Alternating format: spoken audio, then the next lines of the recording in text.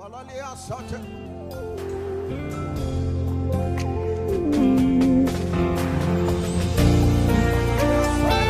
levée, volanto. Élevez-les. Parce que le Seigneur a une parole pour toi ce matin. Le Seigneur a quelque chose à te dire ce matin. Si tu es malade ce matin, tu trouveras la guérison ce matin. Si tu as un souci particulier ce matin, tu auras la réponse ce matin à la situation qui te rend.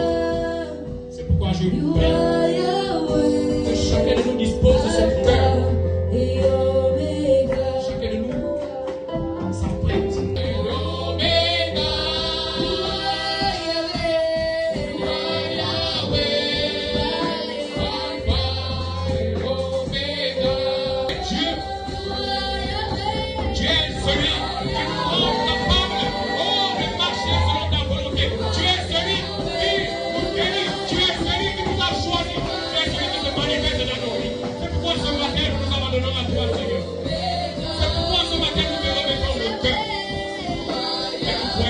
Que tu as une parole pour nos vies ce matin, Seigneur. Tu as une parole pour nos vies ce matin, Seigneur. Tu as une parole pour nos familles ce matin, Seigneur. Et nous livrons à toi, Seigneur. Dis seulement une parole ce matin, Seigneur, pour nos vies. Je vais inviter ici l'ancien Joël, celui que le Seigneur s'est choisi ce matin pour parler par nous.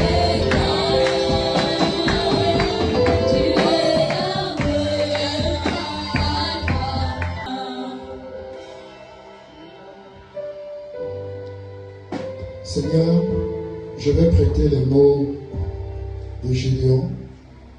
Nous avons entendu parler de toi. Nos pères nous ont raconté, Seigneur, tes œuvres. Nos pères, Seigneur, nous ont raconté des récits, Seigneur, dans lesquels ta main puissante est au milieu de ton peuple, les délivrant, les restaurant, les guérissant, délivrant leur vie de leurs ennemis, leur accordant, Seigneur, la grâce de vivre dans les environnements où le lait coulait à flot, où la maladie n'avait pas sa place, où le péché n'avait pas sa place. Ce matin, Seigneur, nous voulons vivre cela au nom de Jésus-Christ en ce lieu. Nous avons entendu parler de toi. Ce matin, viens faire du bien à ton peuple au nom de Jésus-Christ. Seigneur, qu'à l'écoute de ta parole, ô Dieu, selon qu'il est écrit qu'elle est fidèle, Seigneur, pour sauver, pour guérir, pour délivrer, pour restaurer, qu'elle vienne délivrer, Seigneur, des âmes captives au nom de Jésus. Que ta parole vienne guérir, Seigneur, notre chair, qui est soumise à une quelconque maladie, une quelconque fatigue, une quelconque pression démoniaque au nom de Jésus. Que ta parole, ô Dieu, vienne créer, Seigneur, une porte dans le désert au nom de Jésus. Une route au nom de Jésus dans le désert. Que ta parole vienne rafraîchir les cœurs. Que ta parole vienne rafraîchir les cœurs au nom de Jésus. Et que ta rosée, Seigneur, vienne faire sortir les jeunes pousses dans le nom de Jésus, qui deviendront, Seigneur, ce jardin, Seigneur, ces verts pâturages au nom de Jésus. Père, nous te prions au nom de Jésus-Christ. La Bible déclare que nous sommes semblables à un arbre planté, Seigneur, près d'un courant d'eau, qui donne son fruit en sa saison. Père, nous te prions. C'est notre saison. Fais-nous du bien au nom de Jésus. En ce début d'année 2025, fais-nous du bien. Corrige-nous, enseigne-nous, instruis-nous, ramène-nous, Seigneur, sur la voie qui mène à l'éternité si nous avons dévié au nom de Jésus-Christ. Nous t'honorons, Seigneur, et nous honorons ta parole. Que la gloire et l'honneur te reviennent à toi seul. Au nom de Jésus, est-ce qu'on peut se lever et acclamer le Seigneur?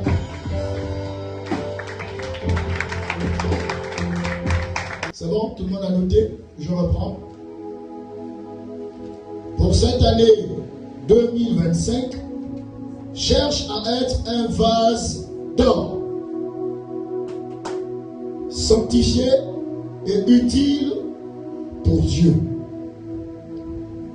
Nous avons un grand texte de base, avec des sous-textes aussi. Le texte de base, il est dans 2 Timothée 2, du verset 20 au verset 26. 2 Timothée 2, le verset 20 au verset 26.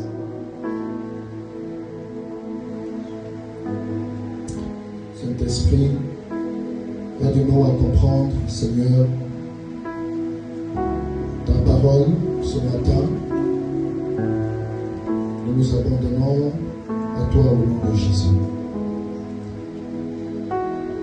Nous voulons lire ensemble la parole de Dieu. Avec votre permission, veuillez vous lever.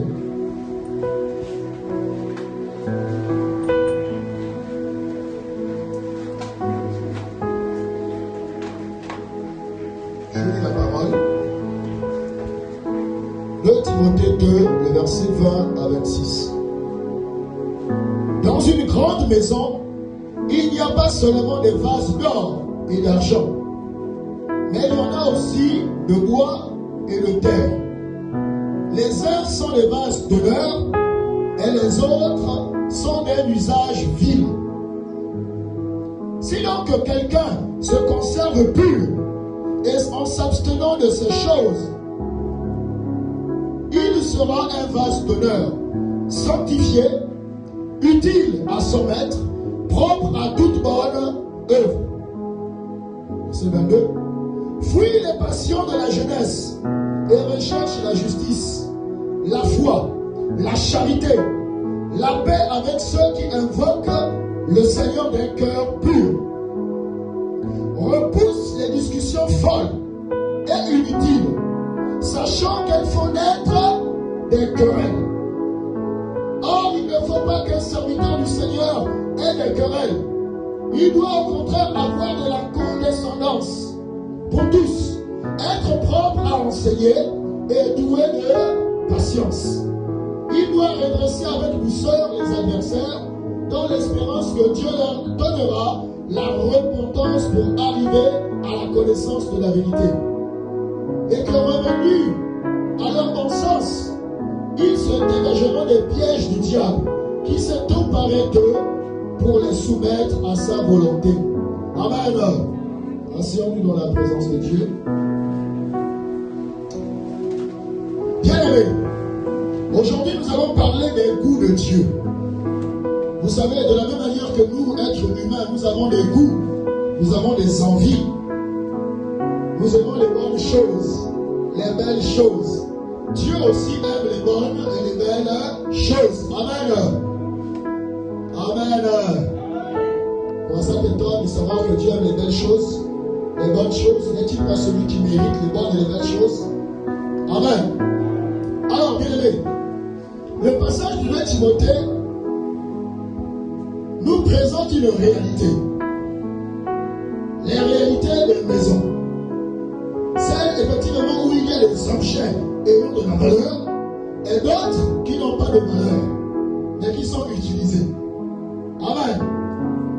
L'une des caractéristiques d'un vrai serviteur de Dieu, c'est qu'il doit être un vase saint, un vase qui se purifie lui-même. Amen. Bien-aimé, l'une des caractéristiques d'un serviteur de Dieu, il doit être un vase saint, un vase qui se purifie lui-même. Assurément, beaucoup vont être choqués de cette vérité, mais je vais m'expliquer.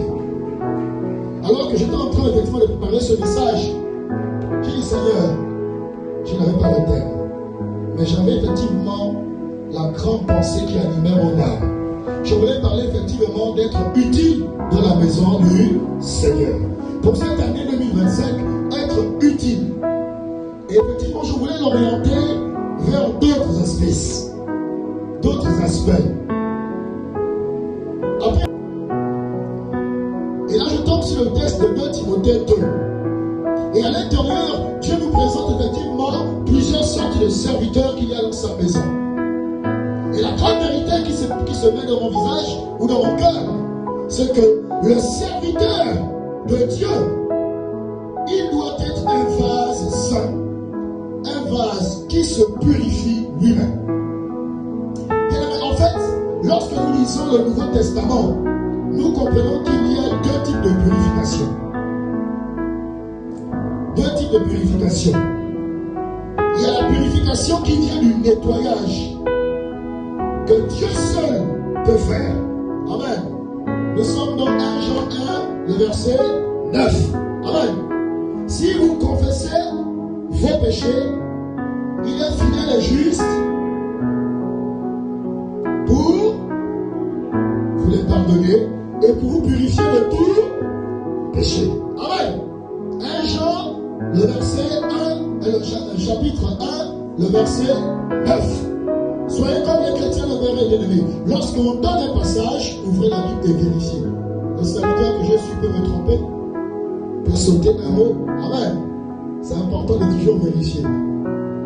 Merci beaucoup. C'est cette purification que chacun de nous cherche lorsqu'il vient vers le Seigneur. Se laisser purifier par le Seigneur lorsque nous nous repentons du mal que nous avons commis, du péché que nous avons eu à faire. C'est une même purification effectivement que nous exerçons tous les jours au quotidien. Lorsque tu pêches, tu demandes pardon à Dieu. Amen. Alors nous voulons voir le deuxième type de purification. La purification qui vient de nous-mêmes. Et là nous sommes dans 2 Timothée 2, le verset 21. Mais il faut comprendre ces vérités. 2 types de purification. Il y a la purification qui vient de Dieu lorsque nous nous repentons.